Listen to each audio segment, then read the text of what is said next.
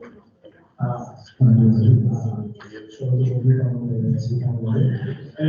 bonjour, Francis Petit, directeur adjoint aux affaires publiques à l'UTIL, l'unité de travail pour l'implémentation de logements étudiants. Comme vous l'avez dit, je vais avoir deux chapeaux aujourd'hui de façon consécutive. Dans un premier temps, je vais présenter la mémoire qu'on avait posée au nom du LAB, qui est le laboratoire pour l'abordabilité du bâti, les acronymes. Puis plus tard, je présenterai un mémoire pour le nom du titre finalement. Donc, je commence avec le LAB. Le LAB, qu'est-ce que c'est? C'est un think tank, un laboratoire de politique publique en bon français, qui a été mis en place là, par trois organisations à but non lucratif, l'UTIL, qui est un promoteur immobilier qui fait du logement étudiant, l'ARPAN, qui est une firme d'urbanisme à but non lucratif, et Vivre en Ville, qui est une référence provinciale en matière de développement durable, mobilité durable, aménagement du territoire, etc. On a créé le LAB, c'est tout frais, vous êtes les premiers à qui on dépose un mémoire, parce qu'on a senti qu'il y avait sur les municipalités une forte envie d'agir sur la question du logement, mais qu'il y avait des moyens financiers limités. Donc, j'imagine que vous avez souvent entendu faire du logement social, ça prend de l'argent, la solution c'est plus d'argent, donc on n'est pas en désaccord avec ce message-là, mais de notre point de vue, il y a aussi beaucoup de choses que les municipalités peuvent faire pour favoriser le logement à but lucratif, tout en respectant la marge de manœuvre financière qui, on sait, est assez limitée au niveau municipal. Donc, ce qu'on fait, c'est qu'on formule des recommandations vraiment très précises pour accélérer, faciliter le développement de logements à but lucratif. Deux petits points avant que je me lance dans les recommandations. D'abord, pourquoi le logement à but non lucratif? Je suis sûr qu'on en a parlé amplement dans vos travaux. Il y a un problème avec la financiarisation du logement, puis à nos yeux, la seule sortie de crise durable, elle passe par le logement à but non lucratif parce que avons d'un côté des investisseurs qui veulent un rendement sur leur logement et de l'autre côté le fait que le logement c'est un besoin essentiel. C'est ça qui est à la base du problème de la crise qu'on vit présentement. Puis les programmes pour favoriser le logement abordable via le privé avec des garanties d'abordabilité sur 10, 20, 25 ans, pour nous c'est risquer de se retrouver dans la même situation comme aujourd'hui dans 10, 20, 25 ans. C'est pour ça que le LAB formule des recommandations spécifiquement pour développer le logement à but non lucratif sous toutes ses formes coopératives, que ce soit par les offices municipaux d'habitation ou par les ONL d'habitation. Deuxième point, c'est vraiment le message principal qu'on souhaite transmettre aujourd'hui, c'est que c'est important que tout l'appareil municipal, les élus, les fonctionnaires se rendent compte puis prennent en considération tout le temps le fait que tous les coûts qui entrent dans le développement d'un projet immobilier à but non lucratif vont nécessairement être payés à la fin, soit par les locataires, soit par de l'argent public. Donc, chaque fois que la ville, de par des permis, de par des délais, impose un coût de développement, un OBNL, ça n'a pas de marge de profit. On ne peut pas absorber les coûts qu'on nous impose sur notre marge de profit, on n'en a pas. Donc, la seule façon qu'on a de payer ces coûts-là, c'est en augmentant les loyers des locataires. Puis, comme on vise une population qui est peu revenue, on essaie d'éviter ça à tout prix, ou bien ça prend plus d'argent public. Donc, on se retrouve parfois dans des situations comme promoteur à but non lucratif. Dans une étrange situation, par exemple, une ville va nous dire c'est super beau votre projet, vous avez 4 millions pour votre projet, bravo. Puis après ça, on nous dit ça va vous coûter 500 000 de permis de construction, 200 000 de permis de. Puis on prend la ville, on dit merci beaucoup, municipalité, voici l'argent que vous nous avez donné, puis on paie avec ça. Donc ça, c'est des coûts directs là, qui viennent des permis, mais il y a aussi beaucoup de coûts indirects qui viennent de l'action des municipalités. Je vous donne deux exemples. Le premier, les délais. Donc, le temps, c'est de l'argent, on connaît ça, mais c'est particulièrement vrai lorsqu'on a un prêt de 10 millions de dollars pour le fait pour acheter un terrain de 3 millions de dollars. Donc, encore une fois, j'utilise un exemple qui vient de nos activités à l'UTIL. À Montréal, on a acheté un terrain avec un prêt. Chaque jour ouvrable qui passe nous coûte 2 000 d'intérêt. Donc, 40 000 par mois, 480 000 par année. Donc, si la municipalité accélère le traitement de notre demande de 6 mois, on économise 240 000 qu'on n'aura pas besoin de charger aux locataires, qu'on n'aura pas besoin d'aller chercher en subvention publique. Donc là, c'est certain, à Chabot, ça coûte un peu moins cher acheter des terrains. Les chiffres que je vous donne sont moins grands, mais la même logique s'applique. Donc, ce qu'on invite à faire, c'est vraiment que la municipalité se rende compte à toutes les étapes du processus que tous les coûts qui sont imposés aux promoteurs à la non lucratif vont nécessairement être chargés aux locataires à la fin ou vont être demandés en subvention publique parce qu'il n'existe aucune autre option dans le champ des possibles pour payer ces coûts. Donc là, on a regardé ça, on s'est dit qu'est-ce que les municipalités ont comme levier pour faciliter le développement de projets non lucratifs dans une perspective de réduire au maximum les coûts de développement pour qu'au final, le prêt hypothécaire soit moins gros et donc qu'on puisse charger des loyers moins élevés à nos locataires. Au niveau des délais d'approbation, on a deux recommandations. La première recommandation, c'est simplement que chaque fois qu'un projet de logement locatif à but non lucratif est déposé à la municipalité, ce projet-là soit mis sur la pile, au-dessus de la pile des analyses à faire. Donc, on a vu que la Ville avait entamé des démarches à ce niveau-là. Le processus qui a été présenté, il y a une grille d'analyse qui est faite, et puis là, quelqu'un à la Ville va analyser le projet qui est déposé, lui déterminer un score en fonction d'un fois de critères, et puis là, on nous met en fonction de son score plus ou moins haut dans la pile de traitement. Pour nous, c'est la bonne idée, mais ce n'est pas la bonne façon de le faire nécessairement, notamment parce que ça rajoute une étape. Donc là, il faut payer quelqu'un pour que cette personne-là procède à une analyse pour déterminer quand est-ce qu'on va procéder à la réanalyse du dossier. Mais on pense que cette énergie-là serait mieux mise à traiter des dossiers plutôt que rajouter une étape dans tout ce processus-là. C'est pour ça qu'on propose juste un critère. Est-ce que c'est 100% logement locatif à but non lucratif? Si oui, on le traite en priorité. Sinon, traitement normal de ce dossier-là. Ça permettrait au projet de sortir de terre plus rapidement, donc de répondre aux besoins résidentiels plus rapidement. Ça permettrait aussi de réduire les coûts de financement parce que le promoteur paie de l'intérêt sur son terrain pendant le temps qu'il a. La deuxième recommandation pour accélérer les délais de traitement, c'est qu'il y ait à la Ville une personne qu'on appelle la personne facilitatrice, qui serait comme un guichet unique pour les promoteurs. Et donc, cette personne-là, son travail, c'est vraiment très dans une approche perspective client, que cette personne-là, elle veut que le projet sorte le plus vite possible. Et donc, avant que l'OBNL la coop dépose son projet, il y a une rencontre avec la personne facilitatrice, on s'assure que la demande est bien ficelée, que tout est là. Une fois que c'est déposé à la Ville, cette personne-là fait le contact avec les différents services pour s'assurer que le traitement est fait le plus vite possible, puis renvoie les informations du côté du promoteur. Donc, ces deux choses-là devraient permettre d'accélérer le traitement des demandes. Au niveau des coûts de construction, une chose qu'on recommande, c'est que le comité consultatif d'urbanisme reçoivent des consignes plus claires, les différentes façons de le faire qui sont dans le monde, je ne vous détaillerai pas ici, pour que soit mieux prise en compte l'abordabilité dans l'évaluation des projets. Donc, présentement, le comité consultatif d'urbanisme, ce n'est pas sa job de se demander si le projet va coûter cher ou pas à la fin. Et donc, ce qui arrive, c'est que parfois, les CCU de bâtiments ont tendance à faire des recommandations, notamment pour des projets de BNL, qui favorisent le fait que le projet s'harmonise mieux dans son environnement, etc. C'est plus beau, mais ça coûte plus cher aussi.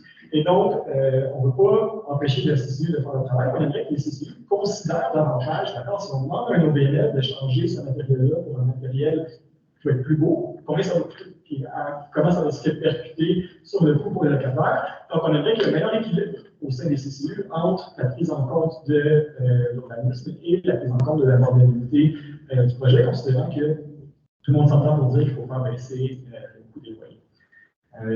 Finalement, la dernière recommandation que je vais parler aujourd'hui, c'est à propos des approbations réglementaires. Donc, vous savez, lorsqu'il y a un changement de zonage, qu'on change l'utilisation permise d'un terrain, l'intensité permise sur un lot, les citoyens du secteur peuvent demander une signature d'uragiste et éventuellement s'opposer au changement de zonage via un référendum.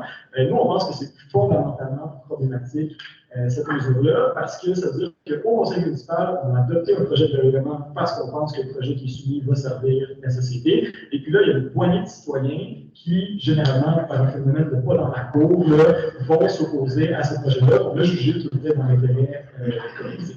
Donc, en attendant que la loi provinciale change pour mieux refléter les besoins de l'application, ce qu'on demande, c'est que la Ville utilise l'article 123.1 de la loi sur l'aménagement et l'urbanisme qui permet d'adopter certains règlements de modification de zonage pour des projets qui viennent en aide à des populations ayant besoin d'hébergement pour que soit soustrait au processus d'approbation référendaire ces projets-là. C'est quelque chose qui se fait. Ce que ça prend, c'est un engagement politique finalement d'avoir recours à cette clause-là. Puis on a vu dans les dernières années beaucoup de projets à Château qui ont été bloqués par l'opposition citoyenne. Lorsqu'on les met tous bout à bout, ces projets-là, ça fait des dizaines, des centaines de logements qui n'ont pas été construits. Et donc, c'est important, à nos yeux, de limiter ces risques de référendaire, surtout considérant que ce n'est pas particulièrement démocratique à nos yeux comme processus. Voilà.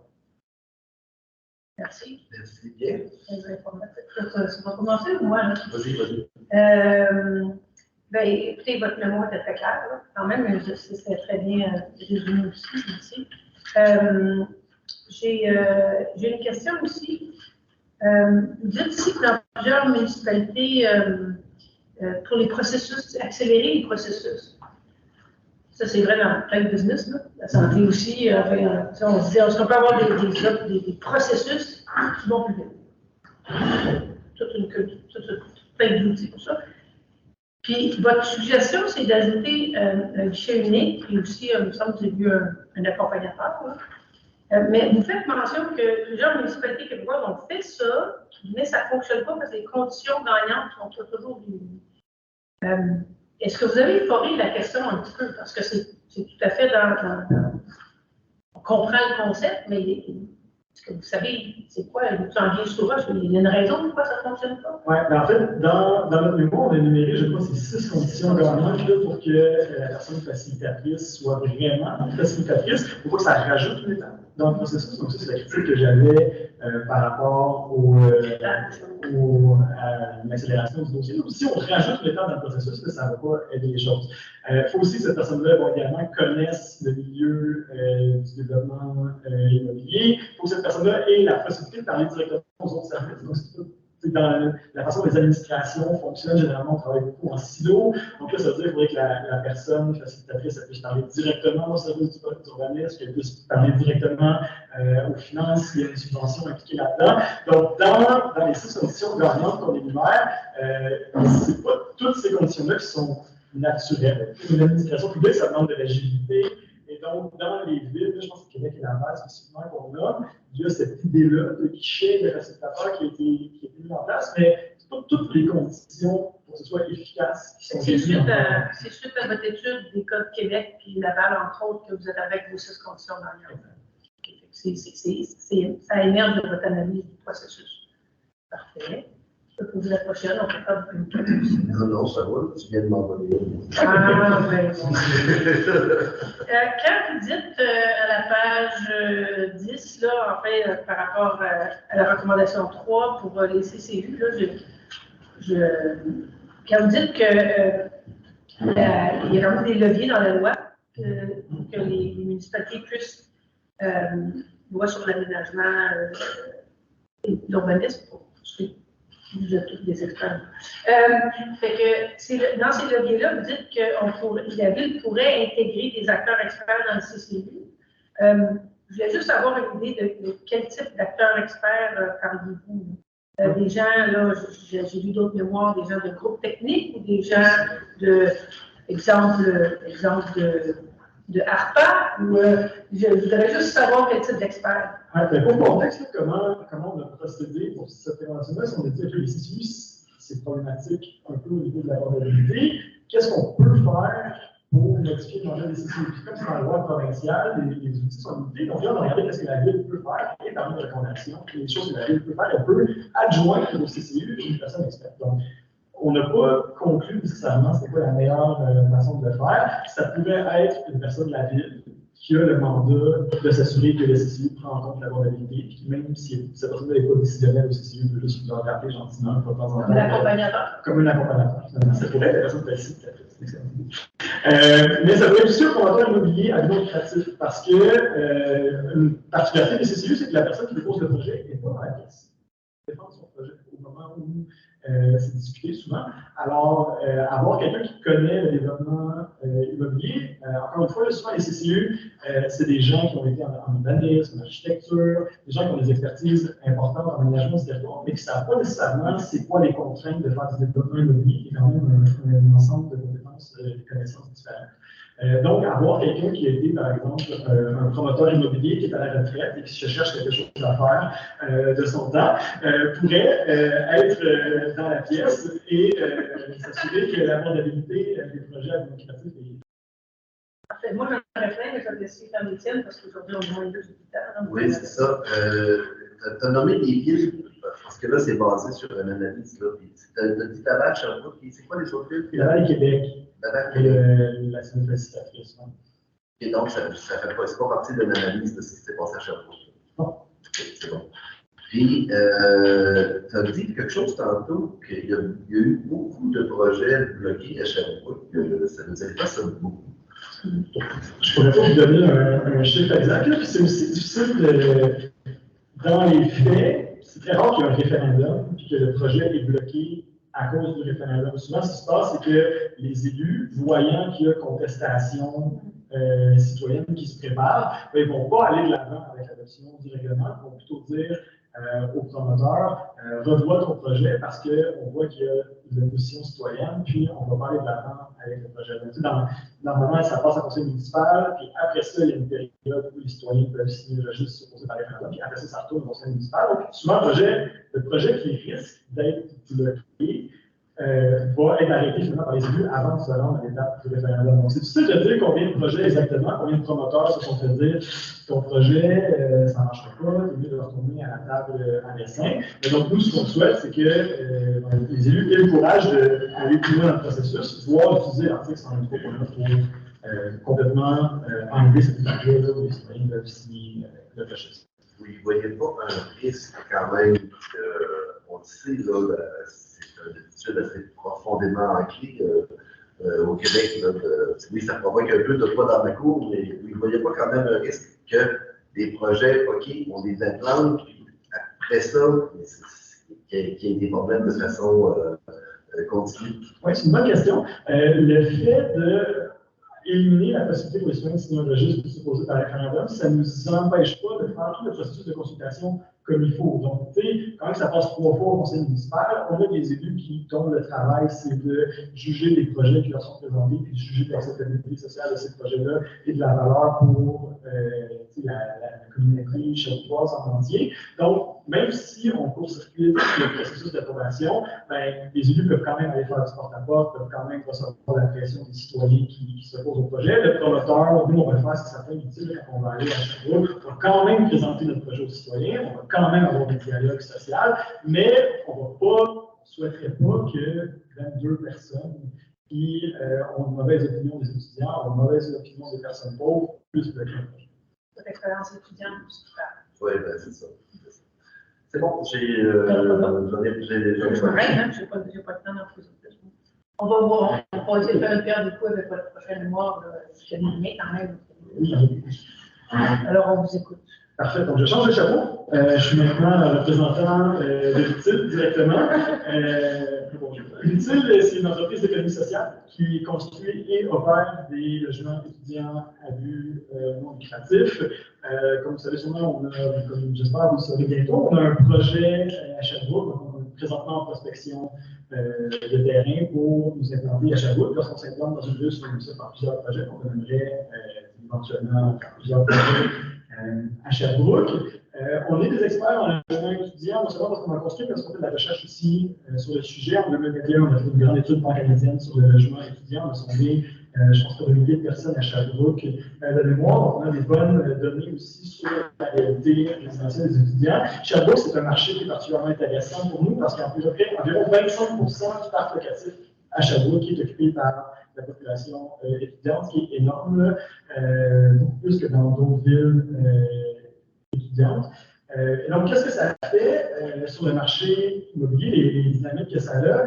Vraiment, c'est important de comprendre. Généralement, la population étudiante, elle veut principalement 2 choses. Elle veut payer pas cher pour son loyer, puis elle veut que son logement soit près de son lieu d'enseignement. Donc, qu'est-ce que ça fait? C'est que les étudiants vont avoir tendance à se regrouper, plusieurs personnes, 2, 3, 4, puis à louer des grands appartements, voire à Sherbrooke, des maisons. Et puis, les étudiants font ça pas parce qu'ils souhaitent foncièrement partager leur vie avec 4 inconnus parfois, mais parce qu'ils veulent payer pas cher, puis en se retrouvant comme ça leur permet de baisser leur coût d'habitation. Ce que ça fait pour le marché immobilier, ça fait que quand il y a des grands appartements qui sont relativement abordables, bien souvent, plutôt que d'être disponibles pour des familles dans des quartiers proches des institutions d'enseignement, ces appartements-là vont être loués par des étudiants. Puis comme ils sont 4-5 à se mettre ensemble pour pouvoir payer, bien, ils ont les moyens de payer un peu plus cher. Donc là, ça encourage les propriétaires à augmenter les loyers des grands appartements parce qu'ils sont loués à plusieurs étudiants. Puis en plus, la location étudiante, elle déménage souvent. Elle arrive, elle fait son deck, son bac, puis après ça, elle redéménage. Ce qu'on a vu pour la première fois dans le rapport locatif de la CHL en 2022, la SCHL, en fait, nous a montré la différence entre l'augmentation des loyers pour des logements au Canada qui avaient changé de locataire et les logements au Canada qui n'avaient pas changé de locataire. Donc, entre 2021 et 2022, au Canada, quand il y avait un logement qui n'a pas changé de locataire, l'augmentation de loyer était autour de 3 %. Pour la même année, quand il y avait eu le changement de locataire, l'augmentation était de 18 %. Donc, ce qu'on constate, c'est que quand les gens déménagent, les propriétaires en profitent pour augmenter les loyers de façon beaucoup plus drastique que ce que le tribunal administratif du logement prévoit. Ce que ça fait, c'est quand il y a beaucoup d'étudiants qui déménagent souvent, il y a plus d'opportunités pour les propriétaires d'augmenter drastiquement les loyers. Donc, quand le marché tourne à l'avantage des propriétaires, les villes étudiantes sont particulièrement touchées par ce phénomène-là. D'ailleurs, on l'a observé, Sherbrooke, dans de 2021 à 2022, et la ville au Québec, où les logements de 2 chambres à coucher avaient augmenté de plus. Pour nous, on peut le démontrer empiriquement, mais pour nous, c'est clair que ça a un lien avec la grande présence des étudiants et le fait qu'il y ait des déménagements fréquents au sein de la population étudiante. Donc ça, finalement, c'est des raisons de prendre en compte le logement étudiant dans la politique d'éducation des municipalités, de prendre des mesures qui sont en lien avec ça. Donc, pour nous, développer du logement étudiant, ça permet de faire d'une pierre 3 coups, finalement. Un, ça libère des grands appartements qui deviennent disponibles pour les familles à moins grands revenus, qui ont besoin quand même de place pour eux et leurs enfants. Deux, ça nous permet d'atteindre nos objectifs de développement durable. Une chose, vous avez entendu parler de densité, vous avez entendu parler de mobilité durable. Les étudiants, ils aiment ça habiter dans pas grand, ça coûte pas cher, ils aiment ça habiter pas loin de l'institution d'enseignement pour y aller à pied ou en transport en commun. Ils sont moins nombreux à avoir des voitures, donc ils ont besoin de moins de places de stationnement, donc on a moins besoin de bétonner l'espace. Donc, quand on fait des logements destinés à la population étudiante, d'ailleurs, c'est ce qui fait le succès du modèle de l'usine, c'est que la population étudiante, ses désirs résidentiels sont en harmonie avec ce qui fait qu'on peut faire des appartements denses, pas chers et favorables au développement durable. Donc, on encourage la ville à encourager ce type de développement-là qui permet d'avoir moins de stationnement puis plus de gens sur un même terrain, donc d'atteindre nos objectifs de densité dans les centres urbains. Puis finalement, ce que ça fait quand on fait du logement pour la population étudiante, c'est que on est capable de. On fait du logement à but non lucratif aux étudiants, c'est que nous, par exemple, à l'étude, l'année passée, quand il y a eu changement de locataire, le loyer a augmenté de 2 %. Quand il y a eu changement de locataire, le loyer a augmenté de 2 %. Donc, toute la population étudiante qui déménage chez nous ne contribue pas à l'accélération du rythme des loyers parce que nous, on est agnostique au fait qu'il y ait changement de locataire ou pas. On veut juste augmenter les loyers le moins possible tout en étant capable d'entretenir nos bâtiments de façon adéquate. Pour toutes ces raisons-là, on pense que la ville de Sherbrooke devrait explicitement avoir comme objectif qu'il y ait plus de logements étudiants non lucratifs qui se développent sur son territoire. Pour y arriver, 4 recommandations de notre mémoire. Le premier, c'est de développer le logement non lucratif en général et d'avoir des billets explicites et favorables au logement non lucratif. Je vous renvoie au mémoire du lab pour comment faire ça. Deuxièmement, encore une fois, avoir une approche politique de ne pas laisser les projets être bloqués par référendum ou par la menace de l'opposition citoyenne. Ça, on en a déjà parlé aussi. Comme vous le mentionnez, ça s'applique notamment à la population étudiante. Différentes problématiques à Sherbrooke et certains préjugés envers cette population-là. Dans un troisième temps, lorsque la ville a des terrains à redévelopper et que ces terrains-là sont situés à distance de marche ou de transport en commun facile d'une institution d'enseignement, de avoir le premier réflexe d'essayer d'en faire du logement étudiant.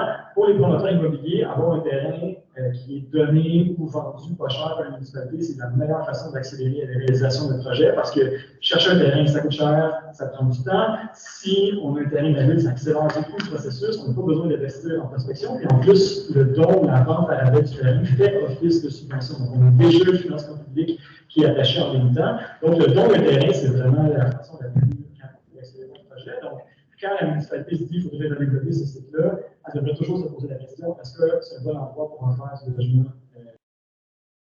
Finalement, ça s'adresse moins à la municipalité, mais disons, d'un point de vue politique, on encouragerait la municipalité à faire des gentilles pressions, en tout cas à recommander fortement aux institutions d'enseignement sur son territoire d'utiliser leur réserve foncière pour développer du logement pour leurs étudiants. Donc, ça peut se faire à l'interne, via la construction de résidences étudiantes opérées par l'université. Ça peut aussi se faire avec un partenaire au BNL, comme utile, d'autres qui font du logement étudiant non lucratif. Encore une fois, comme je le disais, le terrain, c'est la pierre angulaire de tout projet. Donc, si on peut utiliser des terrains qui sont déjà situés près des campus ou sur des campus, ça permet de régler plusieurs enjeux au développement de logements étudiants non lucratifs ou abordables d'un seul coup. Et les universités, les cégeps ont souvent des réserves foncières assez importantes qu'elles ont tendance à conserver parce qu'on a des futurs projets d'extension, etc. Mais considérant la crise actuelle qu'on vit et le fait que ces institutions-là travaillent très fort pour recruter toujours plus d'étudiants, on pense qu'ils ont une responsabilité envers la population d'agir aussi sur la question du logement. On les encourage fortement, on encourage la municipalité à leur parler de ça, du fait que le réserve foncière va être utilisé pour répondre en partie à la crise. C'était très clair. C'était très clair. Je n'ai pas beaucoup de questions. J'en ai fait concernant les grands logements. Est-ce que ça. Parce que là, tu m'as bien expliqué, là, les grands logements occupés par les étudiants de prix allemand. Est-ce que ça retourne? Est-ce que ça retourne au marché pour les grandes familles? Ça doit être difficile de retourner vraiment. Là. Il y a comme une création d'un marché parallèle. Oui, puis les logements, c'est rare qu'ils vont diminuer le prix. Ouais, ça s'entend là-dessus. Donc, une fois qu'un logement a été occupé par les étudiants pendant longtemps, on s'est un peu gâté sur les augmentations de loyer, puis le prix, là, ça se peut que le logement soit à un coût qui ne soit plus abordable pour une famille avec un ou deux revenus, mais il y a encore des logements qui sont pas dans cette dynamique-là, et donc faire du logement étudiant, ça préserve dans un sens pour empêcher quelqu'un dans cette dynamique. Puis, je veux te parler de l'Université de Sherbrooke. Comment, là, parce que l'université, ils nous ont pas présenté le mémoire, donc on ne peut pas savoir ce qu'ils pensent, mais vu que tu en as parlé, je fais du pouce, là, ils sont-ils ouverts, ça fonctionne-tu? Nous, on a parlé à l'Université de Sherbrooke lorsqu'on est arrivé avec l'intérêt de faire un projet à Sherbrooke. C'est sûr que pour nous, faire des logements directement sur les campus ou tout juste à côté, c'est ce qui est le plus logique. Du côté de l'Université de Sherbrooke, il y a eu une écoute, ils nous ont parlé, mais on s'est fait dire que pour le moment, il n'y avait pas à court terme, disons, là, de possibilité de développer du logement sur leur terre. Pas parler à leur place là, sur des raisons qui les poussent à faire ça, mais présentement, c'est ça. On a une écoute de leur part, mais il n'y a présentement pas d'ouverture pour développer directement sur le campus de l'université. J'ai noté pas d'éducation. Voilà, merci. À toi. Oui. Je veux tantôt une autre question. Fait que j'ai bien compris là, que le phénomène, possiblement, là, pas dans ma cour qui s'applique aux étudiants. Les étudiants sont venus nous en parler aussi un peu. On va en avoir quelques autres tantôt qui vont nous parler de ces problématiques. Est-ce que, là, je fais un lien avec le pourquoi pas dans ma cour. Est-ce que c'est, puis c'est correct si vous parlez de l'extérieur de Sherbrooke aussi, là, parce que je ne suis pas sûre qu'on a des sociétés complètement différentes non plus, mais ce n'est pas grave. Est-ce que c'est vraiment juste à cause du mode de vie des étudiants ou c'est parce que les projets, comme les projets de l'utile, seraient des projets où il y aurait une plus grande densité, alors on ne veut pas d'édifices? C'est quoi votre expérience de la résistance? Parce que dans votre autre, vous parlez aussi de la densité, là, qui est l'aspect que je n'ai pas pu aborder du tout. J'essaie de faire un lien avec les deux pour me permettre d'aborder cette discussion-là. Il y a toutes sortes de façons de créer de la densité. Est-ce que c'est souvent là-dessus que les gens réagissent? Avez-vous des suggestions pour nous? Oui, je vais répondre en deux temps. Peut-être la question de est-ce que Sherbrooke est une société distincte, pour utiliser un terme très québécois. Je pense un peu, dans le sens où il n'y a pas juste à Sherbrooke qu'il y a des étudiants, mais on entend plus souvent parler de problèmes de covoisinage à Sherbrooke qu'ailleurs. Ça, je pense que c'est une réflexion qui est intéressante à avoir, une question qui est intéressante à se poser. Pourquoi? Parce que si le problème c'était la population étudiante, il y aurait des problèmes à Québec, à Montréal, à Trois-Rivières, à Musquis, etc. Puis on constate qu'il y en a beaucoup moins qu'à Sherbrooke. Donc, nous, on s'est posé la question. Pourquoi est-ce que c'est le cas? Puis il nous semble qu'en bonne partie, ce soit la géographie un peu particulière de Sherbrooke, son aménagement urbain, où on a un campus universitaire, notamment très important, avec une très forte population étudiante. Et juste à côté, on a un quartier essentiellement de maisons unifamiliales. Alors que dans tous les autres villes universitaires, généralement, on a des quartiers denses avec des appartements, pas des bungalows avec une piscine dans la cour.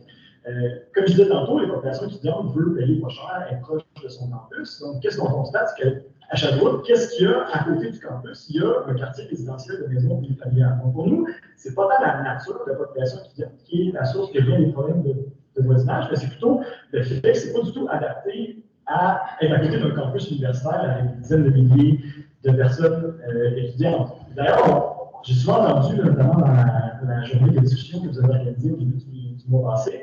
Tout le monde parlait de mixité, ça prend plus de mixité, c'est comme une espèce de solution, tout le monde met de l'avant. Pas clair pour nous, en quoi la mixité réglerait nécessairement quoi que ce soit.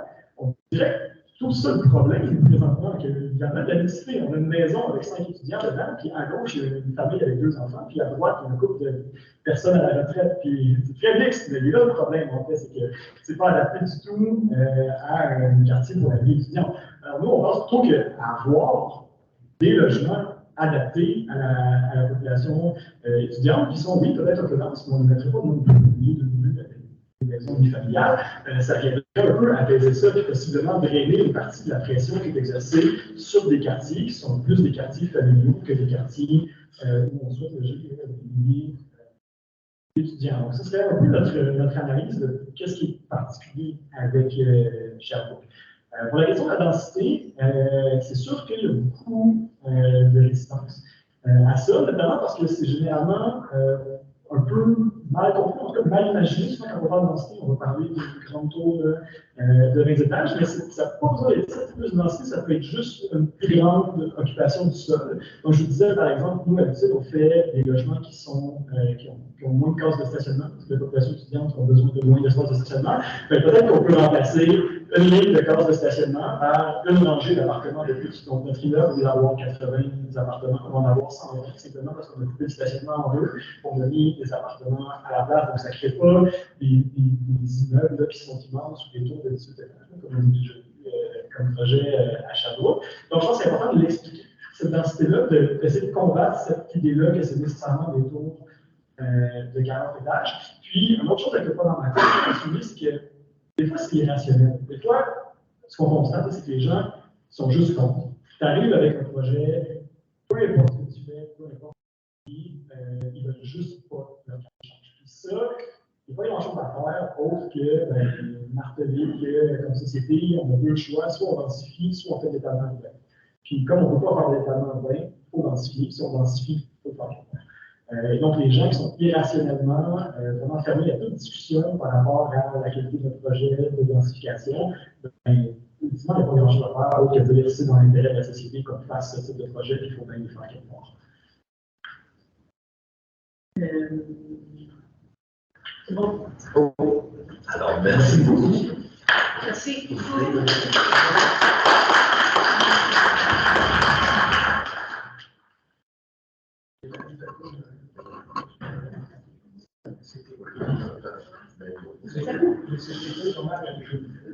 fait qu'on accueillerait la personne. Oh, attendez. C'est 2 personnes, je pense. 2 personnes? Joanne Fou? Oui. Êtes-vous seule? Mais en fait, pour m'aider à répondre aux questions, il y a M. Bouffard avec moi. Parfait.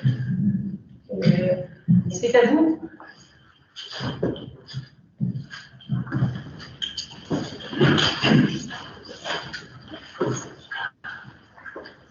Alors, mon nom est Joanne Fou, je suis porte-parole pour le comité Sauvons et Nassem.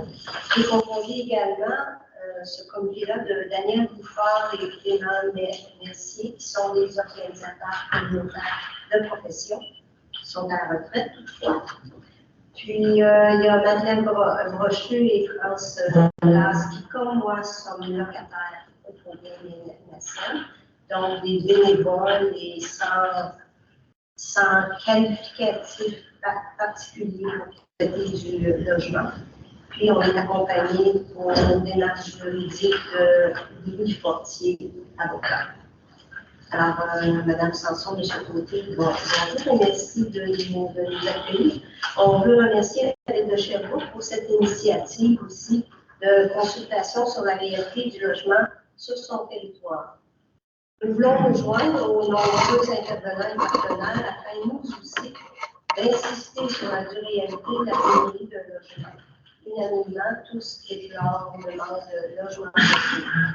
Et le gouvernement Legault aurait trouvé une solution magique, semble-t-il, subventionner l'entreprise privée pour réaliser des projets de logement à prix abordable.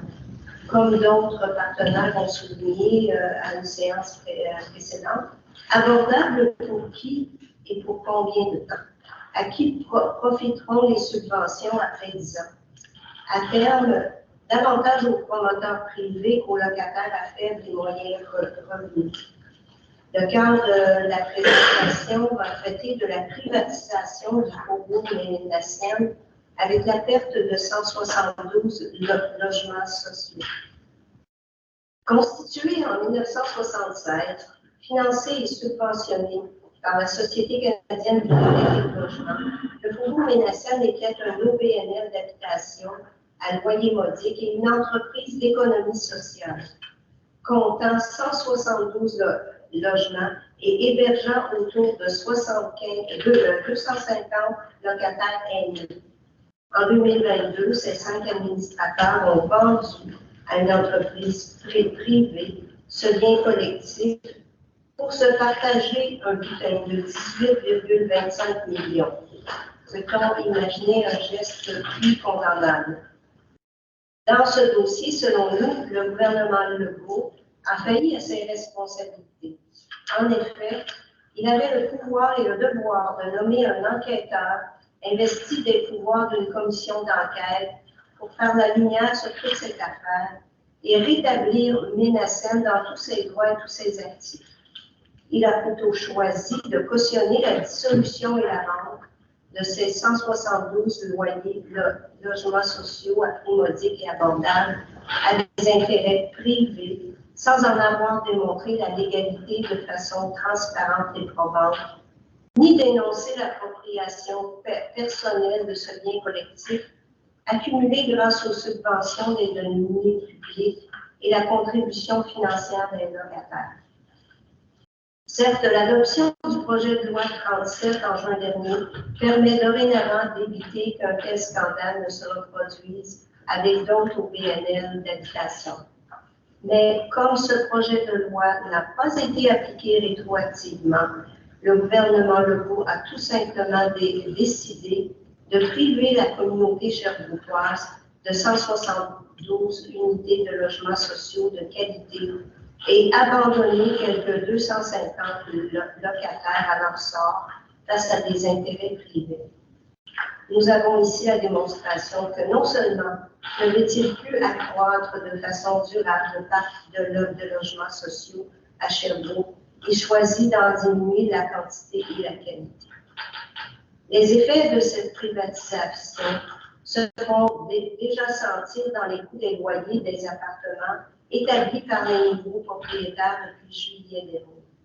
Ainsi, le coût des logements pour les nouveaux locataires a augmenté entre 13 et 18 %. La même augmentation s'appliquant pour les résidents actuels du complexe qui demandent un changement d'appartement. En outre, les résidents qui pouvaient bénéficier autrefois du programme de supplément au loyer de la SCHL en fonction de leurs revenus n'ont plus accès au programme de supplément au loyer géré maintenant par la Société d'habitation du Québec et l'OMHS. En plus de ces effets financiers négatifs pour les résidents actuels et limitatifs pour l'accès des nouveaux locataires aux revenus modestes, le contexte actuel de tension créé par l'incroyable saga dans lequel nous a plongé cette privatisation alambiquée produit des effets psychologiques déplorables tels que l'a démontré l'étude du docteur Mélissa Généreux, dont je pourrais vous remettre copie à la fin de l'exposé si vous le souhaitez. En effet, un sondage terrain effectué en août dernier démontrait que le taux de stress et d'anxiété auprès des aînés de Ménilhacienne est le double du taux d'une population d'aînés comparable. De plus, les lettres anonymes dénonçant les contestations internes et externes à Ménilhacienne et le climat de gestion actuel, marqué par l'opacité et l'incertitude quant au projet de développement des nouveaux propriétaires, ajoutent au sentiment de dépossession et de trahison que ressentent les résidents ayant une longue association avec ce qu'ils ou elles ont expérimenté comme milieu communautaire. À défaut de l'enquête en bonne et due forme qui aurait permis de régler le problème en quelques mois à peine, les locataires du faubourg ont dû s'adresser aux tribunaux pour faire annuler la vente et la dissolution de leur OBNL, avec tous les coûts et délais que comporte une telle démarche, dans un système judiciaire déjà fortement encombré, sans compter l'anxiété et le stress pour tous les locataires aînés concernés.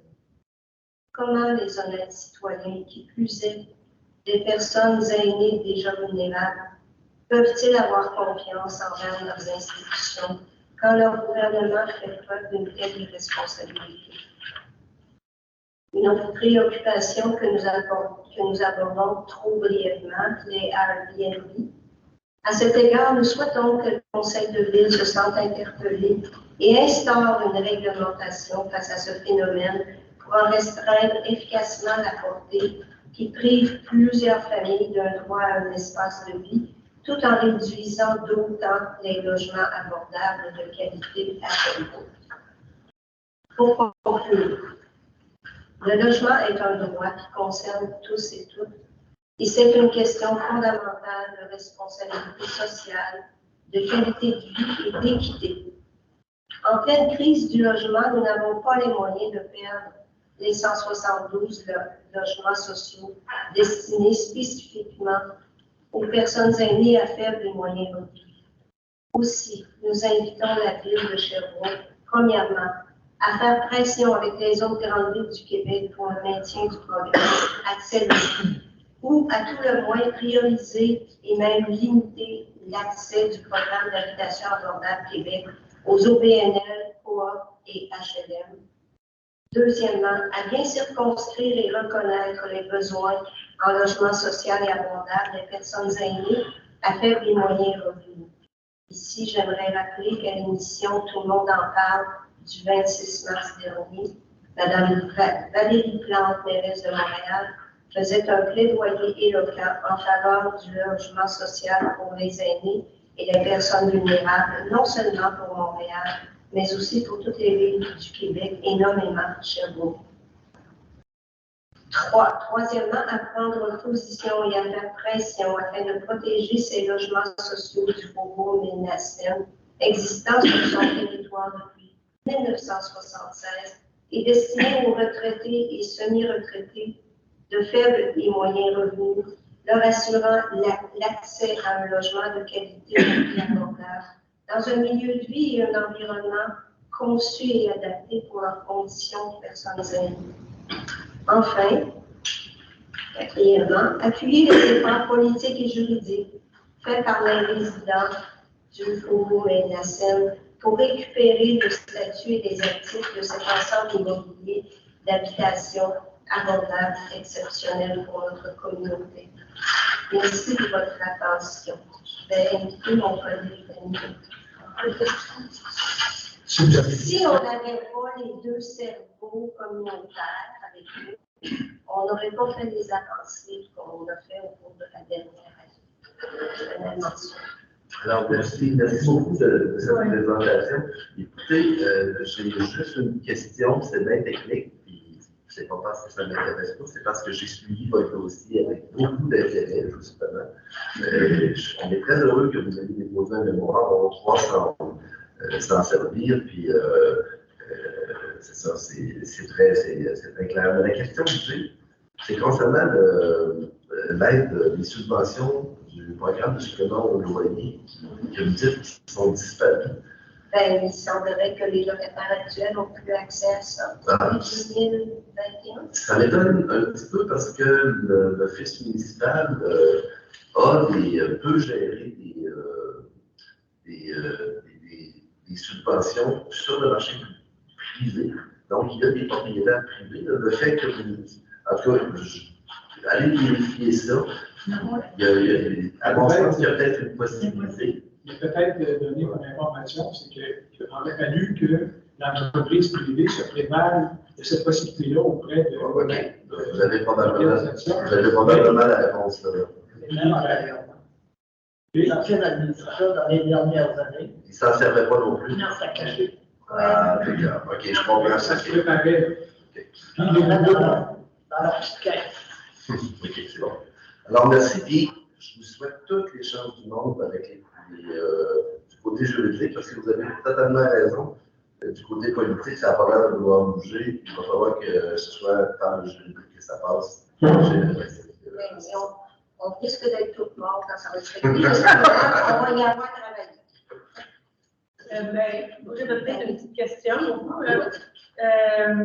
C'est sûr que je ne vais pas obligé de vous déposer l'étude parce que c'est évident que ce qu'on voit, c'est un double, même un triple d'impact sur vous. Là.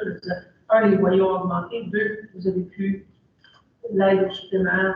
Puis trois, ça vient complètement chambouler votre dynamique de milieu. Ce que je comprends, c'est que c'est assez évident pour moi qu'il va y avoir des impacts psychosociaux. Sur relationnel, c'est beaucoup entaché. Moi, ce que je trouve de pertinent dans le dépôt de votre mémoire, puis je voudrais peut-être vous entendre là-dessus, c'est qu'on parle du programme PFAC. Le FAC. P, ça fait. PH. Oui, PH. On parle du programme FAC qui est pour les constructeurs privés. C'est que, vous savez, là, ils vont pouvoir créer du logement abordable avec une date de préférence de 17 000 ou 10 ans ou 15 ans. Là. Je ne maîtrise pas ce programme-là, mais dans le fond, est-ce que votre cas, moi je vais en faire comme un cas qui ici, c'est une OBNL qui s'est vendue. Là, la cause est différente, mais le résultat, c'est qu'à un moment donné, ça passe au privé et les loyers ont augmenté de 18 dans un an, c'est ça? Oui, bien en fait, avec Julien, les augmentations aux nouveaux locataires qui veulent habiter un logis qui s'est rendu disponible, ben, on remarque là, dans le calcul que ça représente une augmentation qui peut être entre 100 et 145 $ par mois pour le même appartement. Là. Puis, chez nous, là, il y a une pratique. Là, quand les personnes habitent en quadrex, puis arrivent à un âge un peu plus avancé, certaines souhaitent habiter dans les pavillons. Tu sais, on a deux styles d'habitation. Puis, quand elles souhaitent changer d'appartement, elles subissent la même augmentation qu'un nouveau qui arriverait dans le complexe immobilier. Puis, seriez-vous avec vos deux sabots ou si, quand il y a un changement de statut comme ça, dans les bails, il y a quand même supposé avoir une limite sur l'augmentation du loyer. On a aidé à ces étapes-là énormément. Quand vous renouvelez votre bail, la question c'est quand on signe un bail, mais il y a des limites sur l'augmentation de revenus. Est-ce qu'il y a des gens qui ont été informés qui pouvaient. Il y a eu des séances d'information qui ont été organisées avec l'association des locataires de Sherbrooke. Et justement, pour donner de l'information, il y a eu des circulaires, des petits feuillets qui ont été aussi distribués. Sauf que des personnes de 80 ans, par exemple, ne vont pas se rendre au tribunal administratif du logement. Oui, il y a un sondage, là, effectivement, quand on parle de stress, d'anxiété, c'est la peur d'être évincé. Ils ne vont pas essayer de négocier, d'aller avec le tribunal pour contester, parce que là, ils ont peur de se faire sacrer dehors. C'est même que ça. Là, vous avez eu de l'aide de l'association des locataires, mais est-ce que vous verriez un rôle de la ville ou je pose la question par rapport à de l'information populaire, parce qu'on ne se fait pas évincer parce qu'on refuse une augmentation. On peut dire je reste, mais je refuse l'augmentation parce qu'elle ne respecte pas les normes. Puis là, il y a un processus. Je comprends qu'il peut y avoir de l'accompagnement aussi, là, ces gens-là. Peut-être dire que dans certains groupes, il n'y avait même pas la clause qu'il y avait la possibilité de contester et de dire je garde mon appartement. Les trois options n'étaient pas là. Oui, pas toujours. Puis, comme le dit Normand Couture avant hier, c'est ça. Ben, je pense que le besoin d'information il est là, mais aussi le besoin d'accompagnement. Parce que ces gens-là sont laissés à eux-mêmes, là, avec des fois une vulnérabilité qui ne va pas faire qu'ils vont être foncières, qui vont aller, tu vas gagner mon point. Écoute, c'est clair, j'ai 18 d'augmentation. Puis, selon le tribunal, c'est 3,4 que je devrais payer au maximum, et puis c'est très aléatoire d'un appartement à l'autre, parce que le propriétaire, il a le droit de faire des trucs du genre. Fait que là, les gens se tiennent tranquilles, puis ils disent que non, je réponds, puis par crainte. Fait qu'il y a quand même un besoin d'information. Oui, besoin d'information et d'accompagnement, effectivement, comme Normand Couture l'a mentionné aussi. Merci. Merci Merci beaucoup. beaucoup de nous avoir. Bonne chance.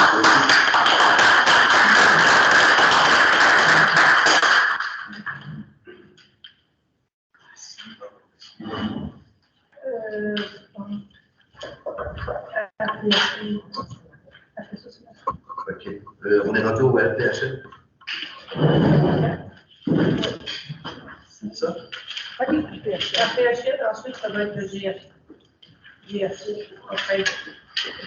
Juste mentionner votre nom, s'il vous plaît, vu que c'est Oui. pas la même personne qui était prévue. J'ai juste une petite question technique. Tu l'as là? Combien de minutes? 10. 10. OK. Donc, c'est 10 minutes présentées, 10 minutes des questions. OK. Fait que ça, c'est le max. Mais si vous présentez 10 minutes, vous allez avoir moins de questions. Je répète qu'on a lu tous vos mémoires. Je laisse le choix, étant donné notre. Parce qu'au début, j'avais dit 5 minutes de questions, 15 minutes, 5 minutes de présentation. Mais c'est dans ces eaux-là. C'est bon? C'est bon. Excusez, je voulais juste clarifier. Merci. C'est bon. Mon nom est Alain Dion. Je suis propriétaire immobilier depuis 1985. Je représente le RPHL. Je suis ici ne pas plus se présenter.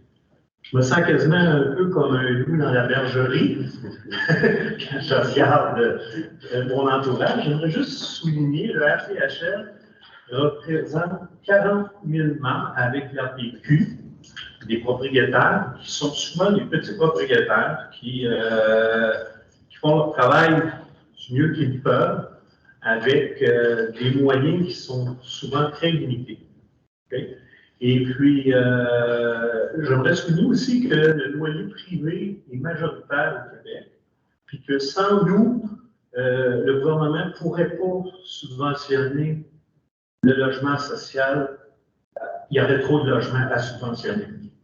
Puis que souvent, on est négligé, nous autres, comme propriétaires. Aussitôt qu'on donne une augmentation, c'est nous autres les pas fins. C'est-à-dire que pourtant, moi, je suis en immobilier depuis 1985. Je peux vous dire que ce que je contrôle dans le coût de mon logement, c'est une petite partie. Parce qu'un coup que j'ai payé mes taxes, j'ai payé mes assurances, j'ai payé l'énergie, il me reste, il y a de l'entretien qui est obligatoire, j'ai vraiment pas beaucoup de pouvoir. Mais quand c'est moi qui reçois ces augmentations et que je les donne aux locataires, le locataire s'imagine que c'est tout moi qui va empocher ça dans mes poches. On est conscient comme propriétaire qu'il y a des besoins, OK? Mais on se sent négligé. Je vais vous donner un exemple. J'ai refait faire une toiture de 12 logements en 2020, OK? Ça va me prendre 50 ans pour la payer. La dernière a duré 15 ans. Ça, c'est, je respecte les règles de la Régie du logement. Ça, c'est ma réalité. Okay? Je peux vous dire qu'en respectant les règles de mes logements, dans les 10 dernières années, avec mes immeubles, j'ai fait de moins en moins d'argent chaque année. Parce que les augmentations qui me permettent ne me permettent pas de... Ils ne sont pas réels dans ce que je vis. Peut-être que je suis mauvais administrateur, mais je pense pas. Je viens d'une ferme. J'ai été élevé sur une ferme, puis je sais que sur une ferme, mon père disait toujours, il dit, comme fermier, il dit, c'est pas payant. Ce qui est payant, c'est quand je remplace l'ouvrier, l'électricien, le mécanicien. C'est là que je fais mon argent. Je l'ai appliqué à l'immeuble. Puis moi, je suis dans le secteur privé, j'ai toujours, je me suis toujours fait un devoir de bien servir ma clientèle. Puis là, on vit des pourcentages de vacances qui sont ridiculement bons. Mais moi, quand j'ai commencé dans les années 90, on parlait de 13% de vacances. C'était, on rénovait un logement, si on pouvait leur louer le même prix, on était content. Peut-être des coups de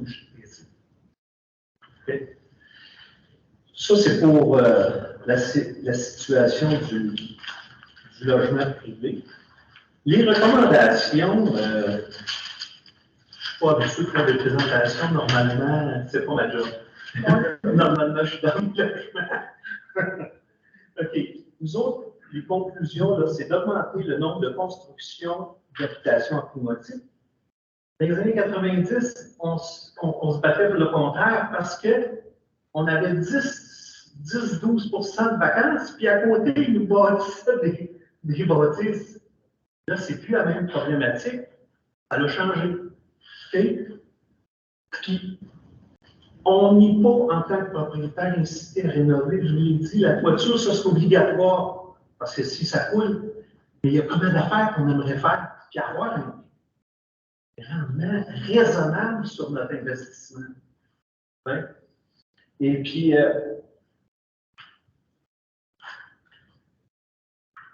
les coûts de construction, ils augmentent tout le temps. Il y a des moyens de simplifier ça, de dire, vous savez, si on applique la loi sur la construction, je n'ai à peu près même pas le droit de planter un clou. Hein? Regarde, là, on sait bien qu'on le fait. Moi, chaque fois, je vais vous donner des cours de qu'est-ce que c'est qu'on avait le droit. Je vais continuer à faire des choses sans avoir tout à fait le droit. Hein? Mais ça pourrait être simplifier ça. Puis créer un nouveau poste d'agent de développement.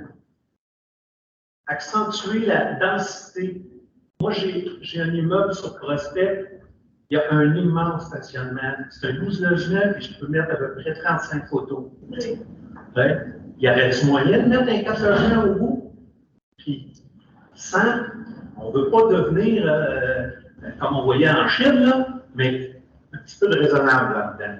Ça, c'est des façons économiques d'augmenter le logement. La rue est déjà là, l'égout est déjà là, tout est déjà là. Oui.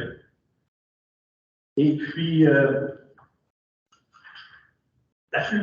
le négociant, je vais juste vous donner un exemple. Un locataire se présente chez nous, il dit, ton appartement, je l'aime bien, là, mais le plancher, je voudrais avoir un plancher neuf. Je voudrais avoir un comptoir neuf. Bien, si je négocie avec lui un prix, OK? Je signe le bail, il se revire de bord, il dit, tu n'avais pas le droit de m'augmenter.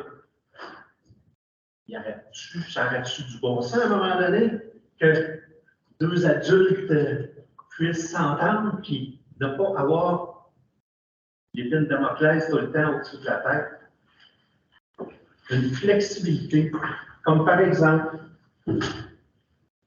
supposons qu'on fait une grosse rénovation. Au Québec, il faut que tu lui donnes la grosse augmentation tout de suite la première année. Si tu décides, pour des raisons, capacité de payer humaine, l'échelonner sur 3 ans, non. Tu la donnes toute la première année, sinon tu perds. Semble.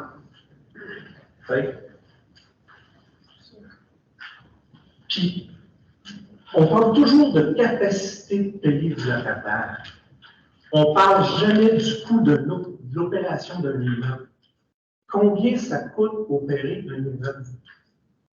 Jamais on parle de ça.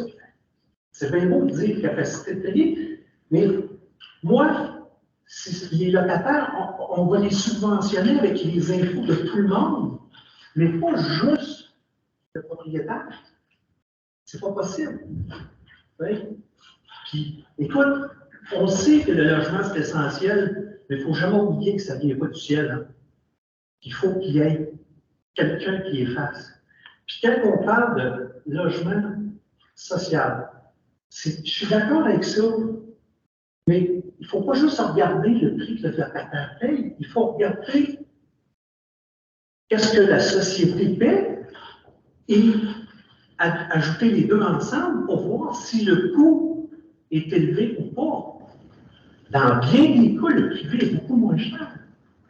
Parce que on compte juste ce que le locataire va payer, et non les deux. Ça résume un peu ma pensée, même si je n'ai pas suivi les règles. Vous n'avez pas oublié beaucoup. Non, non, c'est cohérent.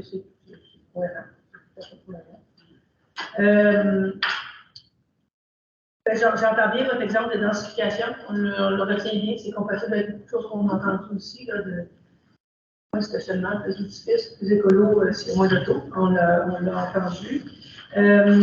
Moi, la question que j'ai ici, pour vous, dans quelques-unes, mais à la page 4, vous dites, même si nous estimons que l'aide à la personne est préférable à l'aide à la pierre, Oui. il est important que des logements sociaux existent.